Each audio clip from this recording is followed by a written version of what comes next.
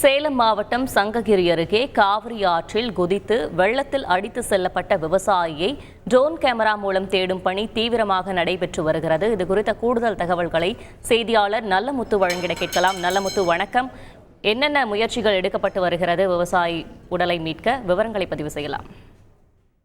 சங்ககிரி அடுத்த கோனேரிப்பட்டி கதவணை மின் நிலையத்திலிருந்து காவிரி ஆற்றில் குதித்த விவசாயி ஒருவர் மாயமானவர் சடலமாக கரை ஒதுங்கி இருப்பாரா என ட்ரோன் கேமரா மூலம் உறவினர்கள் கண்காணிப்பில் ஈடுபட்டு வருகின்றனர். சேலம் மாவட்டம் சங்ககிரி அடுத்த கோனேரிப்பட்டி கதவணை மின் நிலையத்தில் பாலம் மீது நின்று கரை புரண்டு ஓடும் தண்ணீரை பலரும் பார்த்து ரசித்து சென்ற வண்ணம் உள்ளனர். அப்போது வேடிக்கை பார்த்து கொண்டிருந்த ஈரோடு மாவட்டம் அஞ்சூர் வட்டாரத்தைச் சேர்ந்த விவசாயி கந்தசாமி என்பவர் குடும்ப பிரச்சனை காரணமாக நேற்று மதியம் திடீரென தண்ணீரில் குதித்து அடித்து செல்லப்பட்டு மாயமானார். இதனை அருகில் இருந்தவர்கள் பார்த்தவுடன் பார்த்து வீடியோ எடுத்ததோடு காவல்துறையினருக்கும் தகவல் கொடுத்தனர்.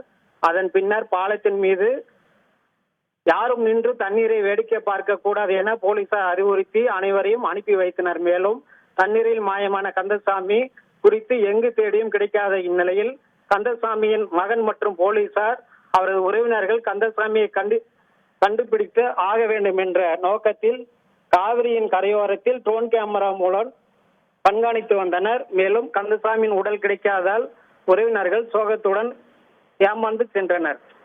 விவரங்களுக்கு நன்றி நல்லமுத்து. செய்திகளை உடனுக்குடன் தெரிந்து கொள்ள உடனே சப்ஸ்கிரைப் பண்ணுங்க.